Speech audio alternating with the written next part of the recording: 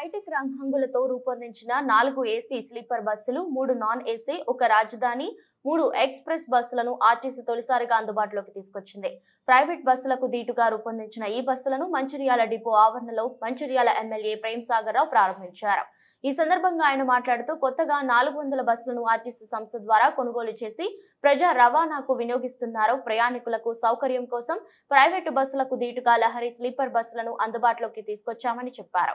త్వరలో 1300 ఈవీ బస్సులను తీసుకొస్తున్నామని, ప్రయాణికులకు మరింత మెరుగైన సేవలు అందిస్తామని వెల్లడించారు. ఇప్పటికే ఆర్టీసీలో వీలైనంత సాంకేతికతను ఉపయోగిస్తున్నామని తెలిపారు.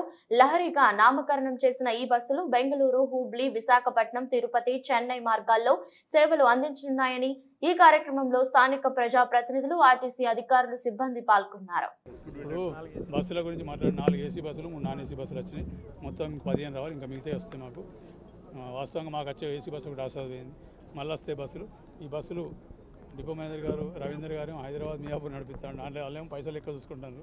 నేనేం ప్రజలకు కొంచెం కంఫర్ట్ కావాలని తిరుపతి స్లీపర్ ఉన్నది కాబట్టి తిరుపతి పెట్టమని చెప్తున్నా. ఒకటి తిరుపతి నేను మాట్లాడి పర్మిషన్ తీసుకుంటా. తిరుపతికి ఒకటి సిరిడి పెట్టుకోండి. ఆ దేవుళ్ళ పేరు కొంత లాస్ అయినా పర్లేదు, ఇంకెక్కడ నాలుగు ఇస్తారు దేవుళ్ళు. నేను మాట్లాడి ఎందుకంటే స్లీపర్ కోచ్లు వాటి పబ్లిక్ కంఫర్టబుల్గా పోతాడు కాబట్టి అది చేసుకుంటాం. నేను మాట్లాడి చేయిస్తాం. ఆర్టీసీ కూడా మేము ఆళ్ళకి ఎగ్గొట్టలే, కరెంటు వాళ్ళకు బిల్లు పైసలే కొట్టినట్టు.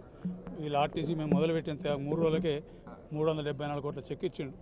2 నెలలకు సరిపోయి 3 నెలలకు సరిపోయి చెక్ ఇచ్చిండు. పైసలు వచ్చినాయి వాళ్ళకి ఆర్టీసీలో.